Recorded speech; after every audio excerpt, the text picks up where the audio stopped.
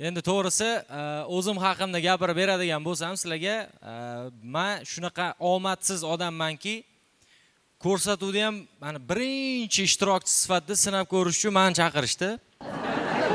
Va yana shunaqa omadsiz odammanki, omadsizlar o'rtasida musobaqa o'tkazilgan. Va ana shu musobaqada ham 2-o'rinda olganman.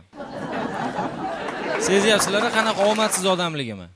Endi stand-upga keladigan bo'lsak, mana men qarshimdagi stoyka.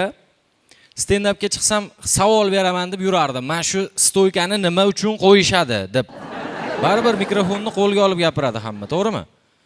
Buni men tushunmaganlarga tushuntiraman. Stoyka mikrofon.